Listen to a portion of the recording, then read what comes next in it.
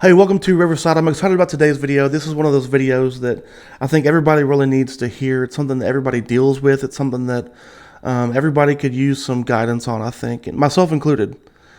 Specifically for men, it's one of those videos that, like, if you're not a man, you can still watch it because you have men in your life who might need to hear this, and it might help you relate to them better.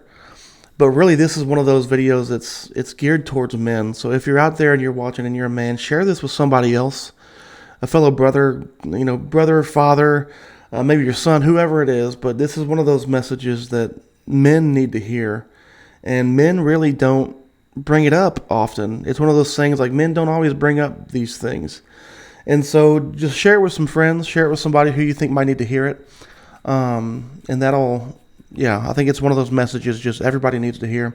Before we get into the video, I wanted to tell you how you can support Riverside. We've been doing Riverside for a long time now. Actually hit 10,000 followers on Instagram, which blew my mind. After like 5 years, I finally got there. But I wanted to tell you how you can support Riverside. There's a link below in the description of this video. It's going to take you to an Etsy shop, and in that Etsy shop, we've got these hand-etched mugs. They're really nice. They're dishwasher safe. They're microwave safe. All that stuff. They're made right here in America. We've also got faith and fly fishing gear boxes that get sent right to your door. They have things like Bible reading plans, a devotional, Bible highlighters, notebooks, stickers. It comes with flies. It comes with leader and strike indicators, like all kinds of stuff. It's if you're a fisherman who's also a Christian, those boxes are made for you. So you can get some of those. You can also get, these are actually my most popular item on the Etsy shop. It's a scripture memorization deck of cards, and it's very simple. The idea is that there's 52 cards in a deck. There are also 52 weeks in a year. And so once a week, you'll get a new card out of the deck. On the front, there's a passage to remember. Just to remember scripture, it's an important thing. And on the back, there's a prayer prompt and a question to ask. And like I said, once a week, you'll get a new card. You'll work on memorizing the scripture. And man, that's a lost art today. Like most people don't really work on writing scripture on their heart like scripture tells us to do. They kind of, lean on AI, or they lean on, Google, and like, hey, what's that one memory verse that's so popular? What's that one verse that talks about this? But actually writing it on their hearts is something that's kind of, like I said, it's kind of a lost art today. So if you want to support Riverside and help us expand and grow, help us make more videos, my focus this year is YouTube. You can do that by going to Etsy shop down below in our description. Get a mug, some cards, a box, some stickers, whatever you want. But all that stuff helps us grow. Now let's get on with the show.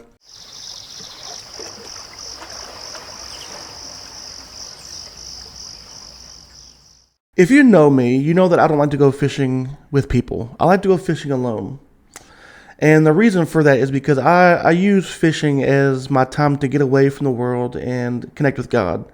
And because of that, I don't really want to go fishing with people that often. I like to go fishing alone. If you're out there and you have gone fishing with me, that's a rarity. It doesn't happen often. You're lucky. Not because I'm special or anything, but just because it doesn't happen often. And if you're out there and I've taught you how to fish, you're a special person. I must love you a lot because I don't do that often. So the reason for it is because when you go fishing with somebody who's experienced, you can kind of do your own thing and they do their own thing and you're kind of self-sufficient. It is what it is. When you go fishing with somebody who's new to it, you're almost kind of a babysitter. And I don't mean that in a bad way, but you're teaching them how to tie knots, how to tie on leader, how to tie on their flies, how to cast, how to read a river, trout behavior. If they finally hook one, what to do after they hook it, how to net a fish. Like you're teaching them so much. Like I said, you almost kind of end up becoming a babysitter than you are just fishing. And so I don't like to go fishing with people.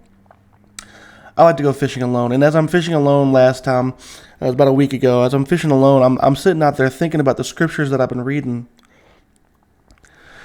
And I've been reading through the book of Job a lot.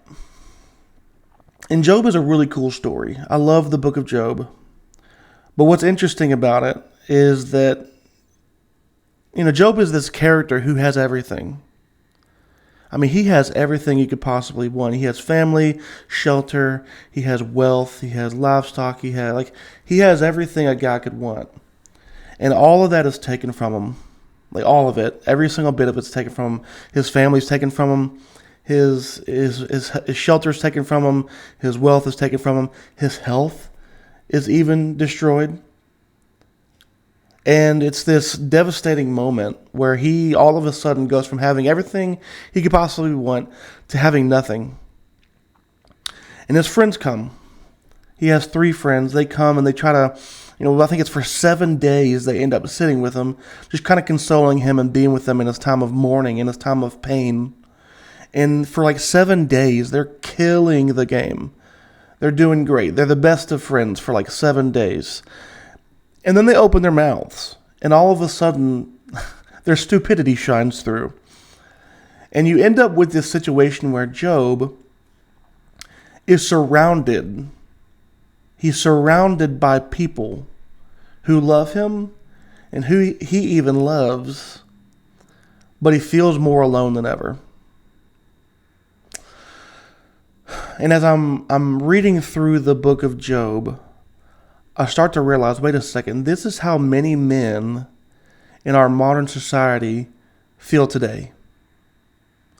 Like, this is how many men in our world live on a day-to-day basis. They're surrounded by people who they love, people who love them, co-workers, spouse, kids, relatives, parents, friends, church family, all these different people, but they still feel alone. And so the question is why? Like, why is it that so many men are surrounded by people, but they still feel more alone than ever? And so I had some thoughts on it, and I wanted to share them with you. And here we are in this video. My first thought is that, like, society has different expectations for men and women. And that's just a fact of life. And that's okay. I wouldn't expect society to have the same expectations for men as they do women. I wouldn't expect that. But it's something worth noticing. The world around us has different expectations for men and women. And the best way that I know how to explain this, it shows you how my brain works, is really by showing you a clip from a Chris Rock bit. So I'm going to play this video, and then we'll expand on it in a minute. Here goes the video. There's a coldness that you have to accept when you're a man. Only women, children, and dogs are loved unconditionally. A man is only loved under the condition that he provides something. I've never heard a woman in my life say, after he got laid off, we got so much closer. You ain't never heard that. Every man in this room is a job loss away from losing a woman. You think you know her right now? Lose your job for 3 weeks and you will meet her. I once heard my grandmother say, a broke man is like a broke hand. Can't do nothing with it. And so it's this funny bit by Chris Rock, and I love Chris Rock. He's hilarious. He's a comedian, but it's this funny bit. But the thing about jokes, about any joke, is that there's always some level of truth to it. Like with any good joke, there's always even just a hint of truth to it, if not maybe more. And so this is one of those videos where I think it has some truth to it. It's like men have this unique pressure to perform.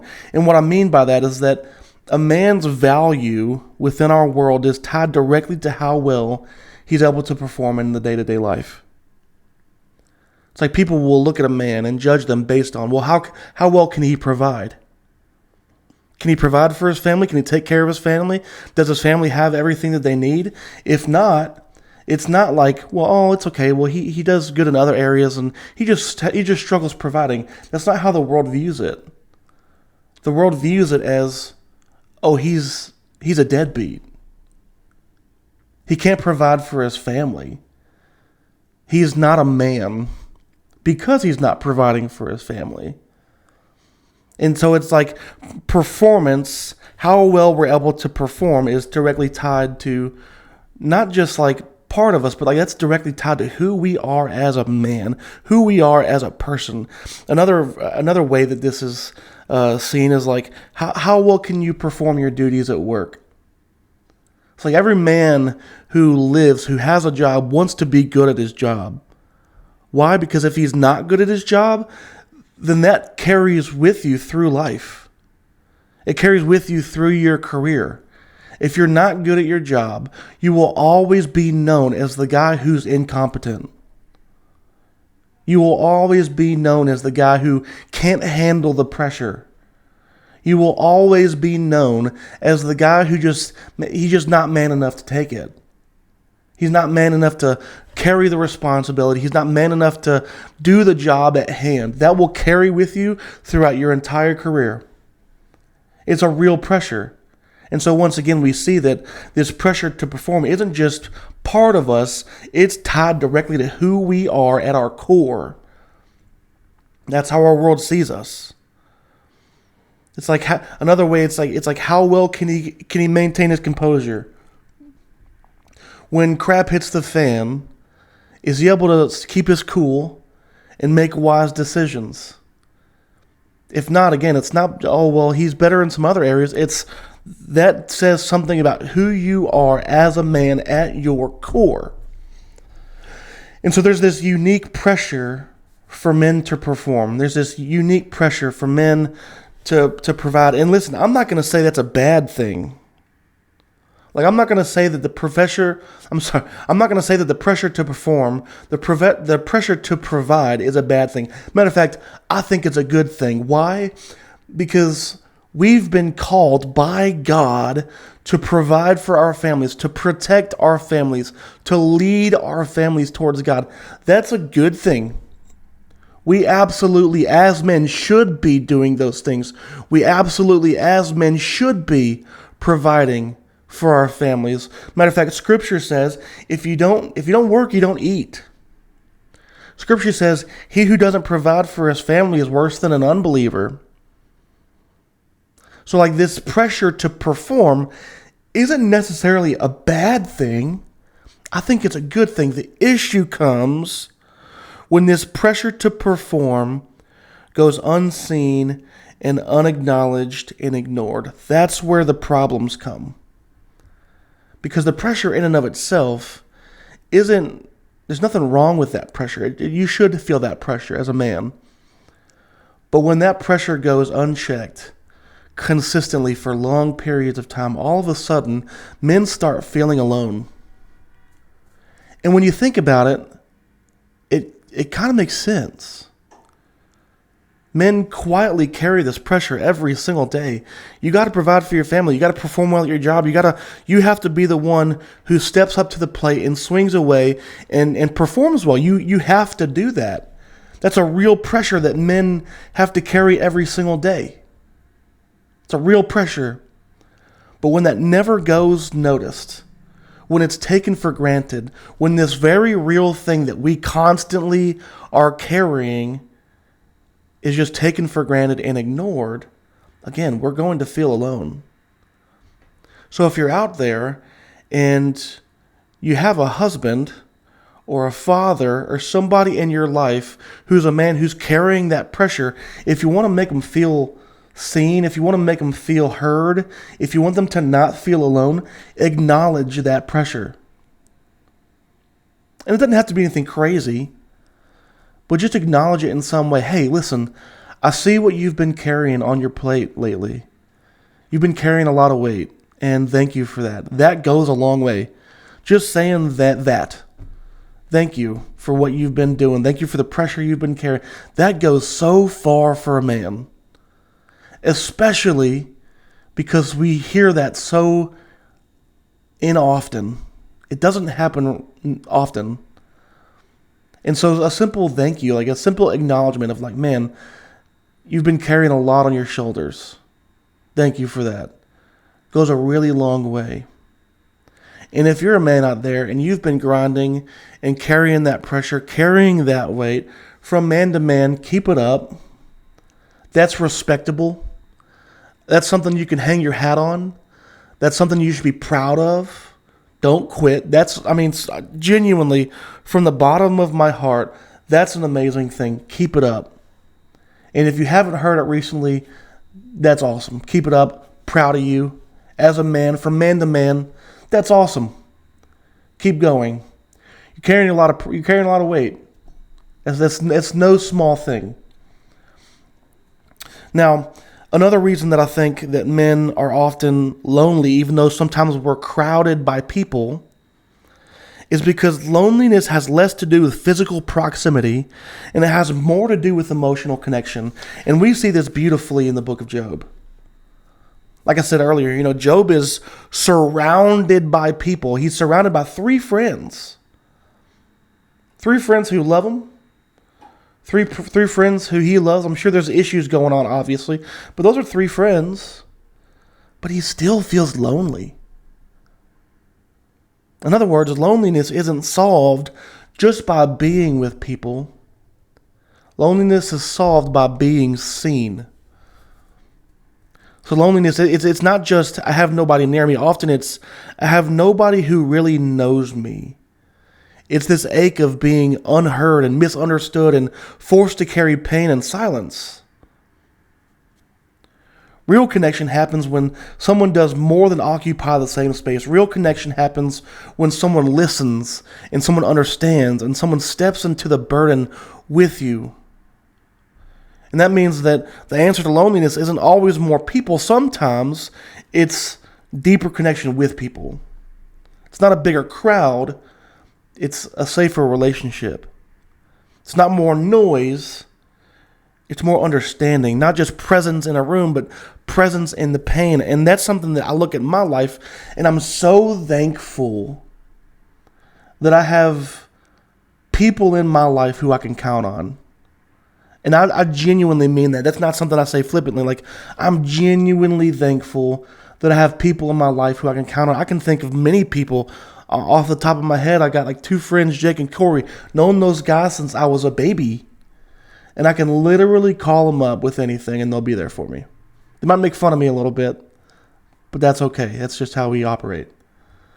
I got, my coworker, our pastor here, his name's Josh. I can call him up with anything and he'll always be there. Two friends, Aaron and Jason. I just recorded a podcast with them yesterday. I can call them up with anything and they'll always be there. And those are just some of the people who I'm able to call. And it's such a beautiful thing. It's a beautiful thing to know that you're not alone in your pain. It's a beautiful thing to know that if I need something, if I'm feeling like pain, if I'm feeling too, like the way the pressure, whatever, is just coming down upon me, it's just too much, I can call people and they will have my back. That is a beautiful thing. And that's something that I feel like not every man has. Not every man has those people in his life who he can call and say, listen, life is just getting rough and I just need help for a little bit. Or even just, I just need you to listen for maybe 10 minutes. Most men don't have that. And so if you're a man out there and you're feeling like we're talking about, you're feeling lonely even though you're surrounded by people, maybe try to maybe make it your homework to find that type of person who can be with you in those moments. Maybe it's a coworker. Maybe it's a pastor. Maybe it's a childhood friend. I don't know who that is for you, but work on finding somebody. And I will say sometimes finding that type of relationship doesn't just happen naturally. Sometimes you got to step out and be the first person to make those connections. Sometimes you have to step out and be the one to say, hey, listen, I need help. I need somebody to lean on. Can you be that person for me? Sometimes it takes stepping out and being that person for other people. So I don't know your specific situation, but if that's you, if you feel this way, try to make an effort to find those people in your life who can be in your corner when your life gets difficult. It goes a long, long way. So like I said, point 2, loneliness has less to do with physical proximity, more to do with emotional connection. Now, point 3, I think that a reason that a lot of men feel lonely even though they're surrounded by people is because men are taught to hide weakness instead of share burdens. It's like women will talk about feelings all day and they'll leave refreshed and happy. And I don't understand that. I don't want to talk about emotions. Most men don't want to talk about emotions. It's uncomfortable. Leave me alone. We don't talk about those things. We just bury them deep down and just hope they never come up. And that's just how we kind of operate. The reason for that is because that's how we've been taught. That's how we've been taught. Now, I'm not going to sit here and say that hiding your emotions or burying your emotions is always a bad thing. This is something that I think people get wrong.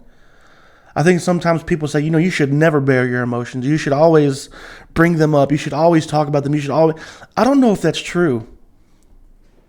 There's truth in it. Don't get me wrong, but I don't know if it's entirely true. There are times when you need to hide weakness. There's times when you need to hide weakness. It's like it's not a good thing to be weak. It's not even a moral thing to be weak. A lot of people in our world think that meekness and weakness are the same thing. Those two things are not the same. Being weak and being meek are different. How? Well, a weak man has no strength. He has no options when things get difficult. It's just, you're weak. Somebody who's meek has strength. You hear me? They have strength, but they're learning to control that strength so that they're gentle when they need to be gentle and they're strong when they need to be strong. That's meekness. That's what it means to be meek.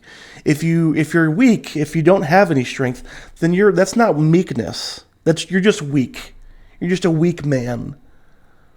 Meekness means having strength and controlling it so that we can be gentle when we need to be gentle and strong when we need to be strong. At least that's my take on it. In other words, being weak is not a good thing, and hiding weakness isn't always a bad thing. There are times when there are times when showing weakness can get you killed. Like literally, I remember I was a cop for 5 years. There will be times when you're a cop when people will test you. They're going to test you and look you up and down and see what kind of man you are to see if you're tough or you're a coward. And they'll make their decisions based on that.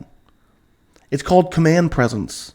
You want a strong command presence. So there's times when hiding weakness is a really good thing.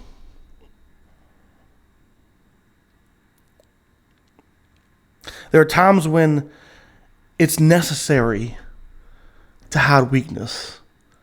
If someone busts into your house where your wife and kids are sleeping, showing your weakness is not only, it's dangerous. It's dangerous for you, it's dangerous for your family. And so there are times when it's okay to hide your weakness. There's times when it's okay to bury all that deep down. Don't keep it there. But this idea that we have to bring up every emotion and talk about it and put it under a microscope, I just don't agree with it. It's like the answer to men hiding weakness isn't total emotional exposure at all times. And that's how some men, I think about this. It's like we're going to bring up all of our emotions and talk about them all the time. It's like men don't need to be fragile and soft. They don't need to make a personality of falling apart. Men shouldn't confuse honesty with having no self-control. The goal isn't shouting our weakness from the rooftops. The goal is to handle our weakness with wisdom and responsibility. Does that make sense? Because like the simple fact of the matter, every man has weaknesses. I have weaknesses. You have weaknesses. Every single person on the face of the earth has weaknesses. The way to handle it isn't burying it deep down forever and never talking about them. And simultaneously, the way to handle it is not bringing it up all the time and constantly focusing on it. The way that we handle weakness as men, the way we should handle it, is with wisdom and responsibility. But what does that look like? Well, it looks like knowing when to stand firm, knowing when to absorb pressure, knowing when to stay focused and composed, knowing when to tough it out and grind it out, and then simultaneously knowing when to speak honestly about what you're carrying. Don't fall into the trap of hiding every weakness and never bringing it up. And simultaneously, don't fall into the trap of always bringing up every single weakness you have. It takes wisdom and responsibility to deal with our weakness and the things that we're carrying and the things that we're struggling with It takes wisdom and responsibility to deal with those things in the proper way. And in the God glorifying, the godly way. It takes responsibility and wisdom. It's like men have only been taught one gear. Be tough. Be quiet about your pain. Shut up about it. Figure it out. Don't bleed in public. And while that mindset might be good in times of crisis, and it is good in times of crisis, simultaneously, if we don't learn how to deal with our weakness responsibly in the day-to-day life, it will crush us. It's like so many men feel so alone because, again, they're surrounded by family members and church members and kids and spouses and coworkers and all these different people, but they still feel so alone because they never learn how to deal with their emotions responsibly, with wisdom. They fall into one of the two extremes. Don't do that. Don't shout your weakness from the rooftop every day and make a personality of it, but simultaneously don't bury it deep down and never talk about it. There's a balance there, and it takes wisdom and responsibility to hit that balance. Nobody hits it perfectly, but that's the goal. And this is where loneliness grows for men. It's like we all have our problems to deal with. Our parents are getting older. We lose loved ones. We have this daily pressure of providing and protecting our families. Bosses expect like solid performance.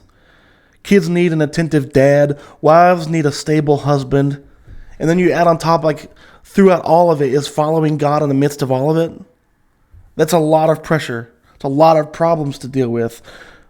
But when we never learn to handle this pressure with wisdom and responsibility, we end up feeling alone because we never learned how to lean on other men in times of trial. And two, how to be there for other men in times of trial. And so that's kind of your homework this week. I kind of mentioned it earlier, but that's kind of your homework. Think about who you can lean on when you need help. Think about that. Who can you lean on when you're carrying more weight than you can carry? And simultaneously, who can you be, or who can you be that person for others? Like, who in your life do you see who's carrying a lot of weight, who might need somebody in their life to step in and say, hey man, I've got your back? Who in your life is like that? Because so often we want to find the person who helps us because that makes us feel better, but we don't want to be that person for other people. But man, if you look at the stats on loneliness, especially male loneliness, the stats are through the roof. We're not going to fix this problem, which is, for the vast majority of men, we're not going to solve this problem by only finding people who help us. We'll solve this problem by finding people who help us, but simultaneously people who we can help too. And so think about that. Who in your life can help you when you're carrying too much weight? And simultaneously, who can you help? Who in your life can you step up to and say, hey, listen, I see what you're going through. I've got your back through it all. Those things matter. They matter a lot. Something to think about. I'll see you next time. Tight lines.